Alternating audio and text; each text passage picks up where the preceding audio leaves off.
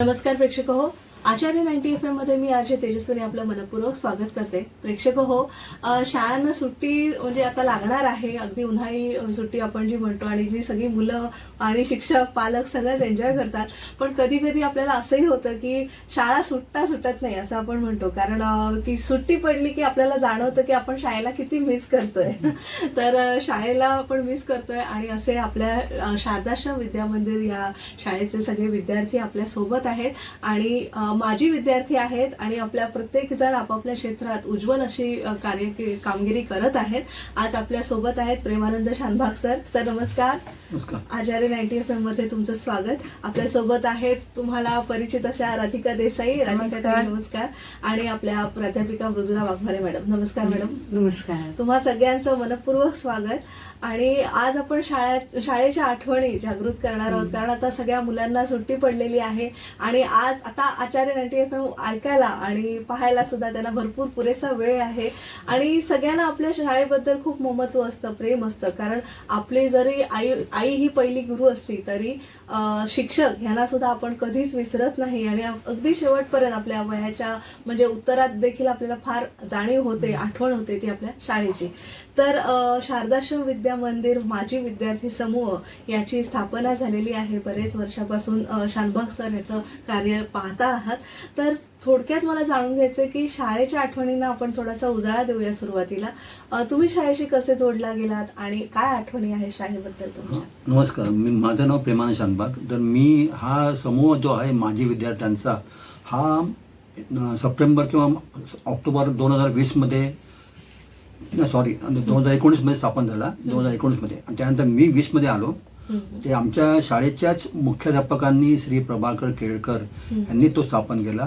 आणि ह्यामध्ये विशेष काय म्हणजे ह्यामध्ये सर्व बॅचेसचे म्हणजे वेगवेगळ्या बॅचेसची मुलं याच्यामध्ये आहेत. आणि आताची संख्या 1300 आहे, सर्व सदस्यांची संख्या.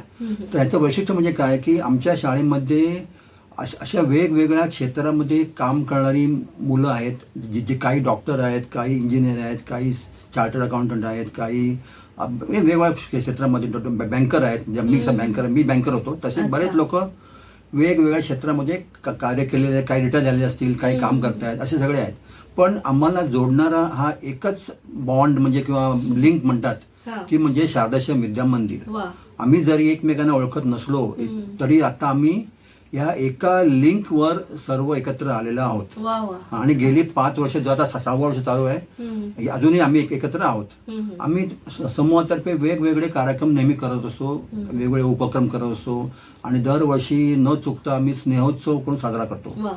स्नेहोत्सव मध्ये आमच्या मुलांनीच आमच्या विद्यार्थ्यांनीच सादर केलेले कार्यक्रम, गाणी म्हणा, नाटक वगैरे वगैरे कल्चरल म्हणजे सांस्कृतिक कार्यक्रम आम्ही करतो. तो आम्हा सर्वांना एकत्र येण्याचा एक दिवस असतो. अशा प्रकारे आम्ही समूहाचं काम गेली 5 वर्ष करत आहोत आणि यापुढे आम्ही आता नवीन उपक्रम करण्याचा विचार करतोय.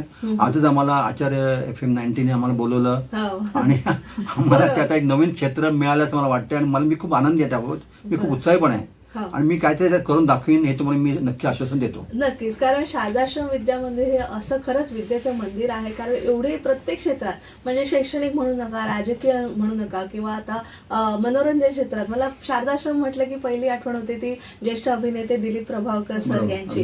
कारण दिलीप प्रभावकर सरांनी आपलं आयुष्य किती म्हणजे एका खेळ्याने हे जर पुस्तक तुम्ही वाचलं तर किती त्यांनी आपल्या आयुष्यामध्ये रंग भरलेले आहेत. आणि म्हणजे पहिला विद्यार्थी जर डोळ्यासमोर येत असेल आणि MSc PhD झालेले व्यक्तिमत्व म्हणजे सायन्स फिजिक्स क्षेत्रात सुद्धा त्यांनी एवढं नाव म्हणजे तेव्हा सुद्धा त्यांनी एवढं शिक्षण घेऊन ते आपण जनरली काय म्हणतो की सेलिब्रिटी जे असतात त्यांचं काय त्यांना अभ्यासात गती नसते म्हणून ते मनोरंजन क्षेत्राकडे वळतात. पण तसं न होता दिलीप प्रभावकर सरांनी MSc केलेलं आहे फिजिक्स विषयात आणि सुद्धा आणि रंगभूमी आणि सगळी चित्रपट मालिका क्षेत्र गाजवलेलं आहे.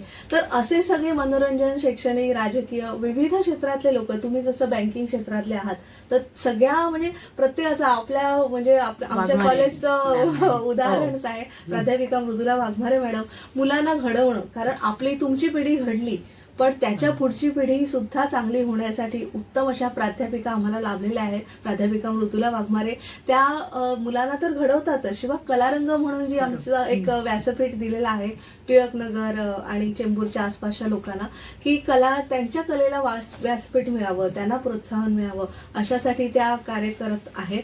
तर अशी सगळी विद्यार्थी घडवणं आणि तुमची पिढी घडली मग पुढच्या पिढीलाही ते देणं, कारण हा वसा आहे जो आपण सगळेजण पुढे नेत असतो. राधिका ताई, तुम्ही काय सांगाल, तुमच्या आठवणी काय आहे शारदाश्रम? ऍक्च्युली माझी विद्यार्थी समूहाचा माझा संबंध करोना काळातला आला. अच्छा. कारण त्याच्या आधी मला हा असा एक ग्रुप आहे हे माहिती नव्हतं. कारण जनरली कसं असतं, आपण आपल्या तुकडीचा किंवा आपल्या बॅचचा एक ग्रुप असतो व्हॉट्सअपचा, आणि त्यामुळे आपण भेटतो.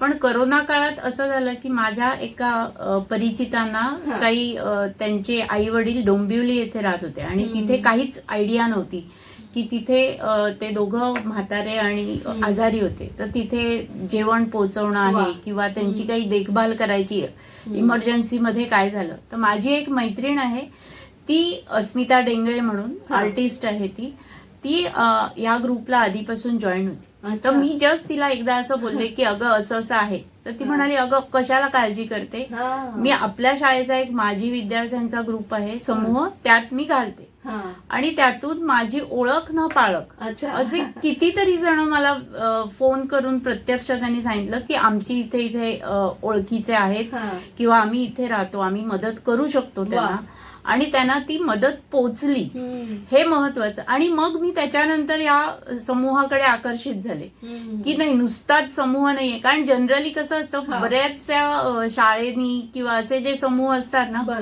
ते फक्त व्हॉट्सअप पुरतेच असतात, ते काही कामं करत नाहीत किंवा ते एकमेकांना समजून कनेक्ट होत नाही.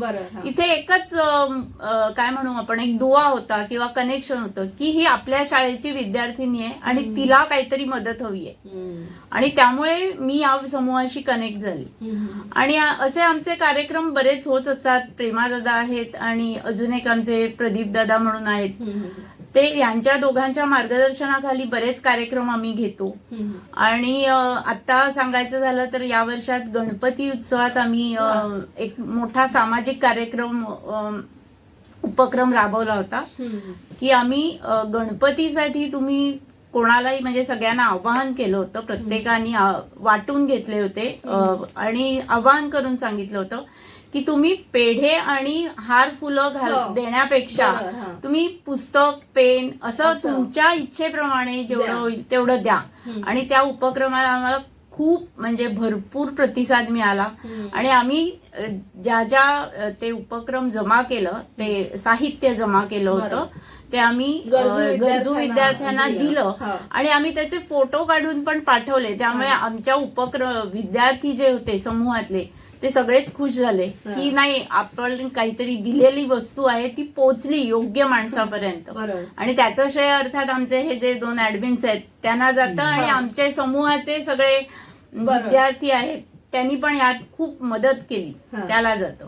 नक्कीच, कारण समाजोपयोगी हा एक वेगळा विचार तुम्ही रुजवलेला आहे. कारण त्या गरजू मुलं असतात, विद्यार्थिनी असतात की ते शैक्षणिक आपली फी भरू शकत नाही किंवा गणवेश असतो किंवा वह्या पुस्तकं असतात ते घेऊ शकत नाही. पण आपल्या जे रेग्युलर आहेत ना, आपण थोडंसं एक भाग, आपण जर म्हणतो की रोजीरोटी मधला थोडासा भाग जर समाजोपयोगी कार्यासाठी दिला तर तो नक्कीच ही पुढल्या पिढीसाठी नक्कीच कार्यरत होईल.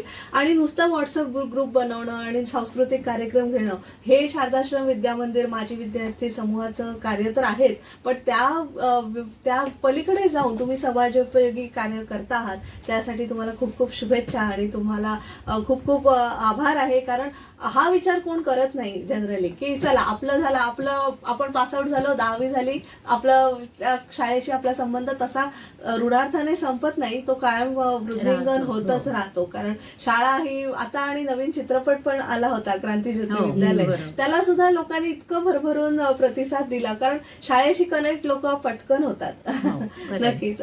मॅडम तुम्ही थोडंसं सांगा. वाघमारे मॅडम. मी या ग्रुपशी कशी कनेक्टेड झाले, कारण आचार्य 90 FM मध्ये वेगवेगळे उपक्रम राबवावेत अशी आमची नेहमीच योजना असायची. आणि आमच्या चेंबूरच्या शुभांगीताई जोशी ज्या आहेत त्यांनी संकल्पना राबवली की आपण पुण्यश्लोक अहिल्याबाई होळकर यांच्यावर एक कार्यक्रम आपण आपल्या आचार्य 90 FM वर राबवूया. बरोबर. आणि त्या अनुषंगाने आमची शोध मोहीम सुरू झाली, कारण अहिल्या देवींचं संपूर्ण चरित्र आम्हाला आमच्या आचार्य 90 FM वर आणायचं होतं.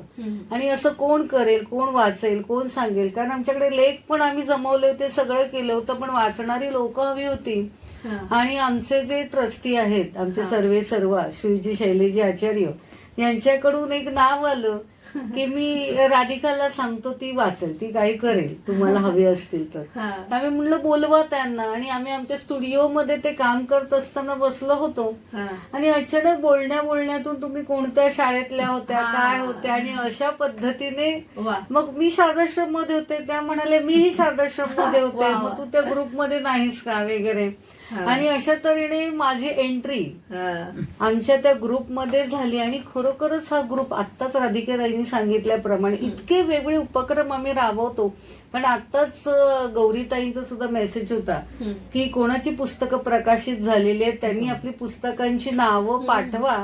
आणि आत्ता जो गणपतीचा उपक्रम सांगितला त्यासोबतच म्हणजे लग्नामध्ये ज्या भेटवस्तू दिल्या जातात वेगवेगळ्या प्रकारचे त्यावेळी आम्ही आमच्या ग्रुपकडून ज्यांचे त्यांचे असे उत्सव आहेत, ज्यांचे लग्न सोहळे आहेत, त्यांना आम्ही आमच्या शारदाश्रमींची पुस्तकं म्हणून भेट दिली. आणि तो एक उपक्रम इतका होता, म्हणजे इतकी माझी त्यावेळी पुस्तकं गेलेली आहेत की अगदी मला गौरीताईचा नेहमी मेसेज यायचा की मृदूला पुस्तक पाठवून दे. आणि अगदी मी सांगितलं होतं मी 10 प्रती वगैरे तिथे ठेवून दे त्या म्हणाल्या. आणि अगदी माझ्या एवढ्या सगळ्या प्रती तिथे संपल्या देखील. म्हणजे अशा प्रकारची मदत करण्याची जी भूमिका आहे ती त्या ग्रुपमधून आम्हाला मिळते. आणि वेगवेगळ्या क्षेत्रातले आणि इतकं नॉलेज असतं त्या ग्रुपमध्ये की तुम्हाला कुठलीही आत्ताच त्यांनी सांगितलं काही अडचण असेल, आरोग्यविषयक समस्या असेल, बिझनेस मंत्रावे किंवा कोणाला काय हवं असेल, कोणाला कुठल्या दुकानाचा पत्ता हवा असेल, त्या ग्रुपवर पाठवला की अगदी लगेच त्याचं उत्तर येते. म्हणजे इतके आम्ही आता एकमेकांशी कनेक्टेड झालेलो आहोत की लांब आहोत आम्ही, बरोबर, पण त्या ग्रुपमधून आम्ही फारच कनेक्टेड झालेलो आहोत. शरीराने तुम्ही लांब आहात पण मनाने म्हणजे एकमेकांना एकमेक ओळखत पण नाही, पण फक्त एक शारदाश्रमचा दुवा आहे म्हणून फक्त तो शारदाश्रमी आहे म्हटल्यावर आपला, बरोबर, अशाने सगळे एकत्र बांधलेले आहेत. नक्कीच. प्रेमानंद सर, मुलाखतीच्या शेवटी तुम्हाला विचारायला आवडेल की आता तुम्ही बरेच वर्ष करत आहात की सगळ्या माजी विद्यार्थ्यांना एकत्र आणायचं आणि स्नेह उत्सव वगैरे आणि सगळे सांस्कृतिक कार्यक्रमांची आखणी करायची, तर आता पुढे भावी आयुष्यात काय संकल्पना तुम्ही राबवायच्या ठरवलेल्या आहेत? बरोबर आहे तो प्रश्न. मी जेव्हा ग्रुपमध्ये आलो तर माझा हेतू हा नाही आहे की रोज सकाळी उठून गुड मॉर्निंग करणे किंवा काय करणे, हॅपी बर्थडे वगैरे, मी ह्यासाठी आलेलोच नाही ग्रुपमध्ये. माझा उद्देश एवढाच आहे की सामाजिक काही काम आपल्या द्वारे होत असेल, लहान मोठा कुठलाही, लहान जो मोठा असो, हे आपण काम करण्यासाठीच आपल्या ह्या समूहाची शक्ती वापरायची आहे. आर्थिक शक्ती आणि काय म्हणतात मनुष्य शक्ती, मॅन पॉवर, हे माझं त्यापासून ध्येय आहे. आणि त्या रस्त्यावर मी चाललोय. मी बाकी मला काही इंटरेस्ट नाही कशामध्ये. मला फक्त हेच करायचं आहे की काहीतरी लहान लहान काम होईना सामाजिक काम करून आपल्या समूहाचा हेतू जो साध्य होईल ते मला करायचं आहे. नक्कीच. तुमच्या सगळ्या भावी प्रकल्पांना खूप खूप शुभेच्छा. आचार्य कॉलेजशी जोडलेले राहा, आचार्य 90 FM शी जोडलेले राहा. आपण विविध क्षेत्रातले तुम्ही जे सगळे माजी विद्यार्थी आहात त्यांच्या मुलाखती घेण्याचा एक सुरुवात करू. एक सेगमेंट खास शारदाश्रम विद्या मंदिरसाठी राखून ठेवू अशी तुम्हाला विनंती करते. तुम्हाला पुनश्च आमंत्रण देते आणि तुम्ही आज सहभागी झालात आणि शारदाश्रम विद्या मंदिर विषयी माजी विद्यार्थी समूहाविषयी खूप भरभरून बोललात, त्याबद्दल खूप खूप आभारी. धन्यवाद. तर प्रेक्षक हो, आज आपण गेस्ट इंटरव्ह्यू मध्ये शारदाश्रम विद्या मंदिर माजी विद्यार्थी समूहाचे प्रेमानंद शानभाग, राधिका देसाई आणि प्राध्यापिका मृदुला वाघमारे यांच्याशी संवाद साधला. आमची ही मुलाखत तुम्हाला नक्कीच आवडली असेल अशी आशा व्यक्त करते. आणि तुमच्या ज्या काही अभिप्राय असतील, कमेंट्स असतील, त्या आमच्या YouTube चॅनलच्या कमेंट बॉक्समध्ये नक्की जरूर कळवा, कारण जेणेकरून आम्हाला अधिक चांगलं करण्यासाठी अधिक प्रेरणा मिळेल आणि भले ते घडो असंच मी म्हणेन. आणि तुम्ही सहभागी झालात, तुमचे आभार. धन्यवाद.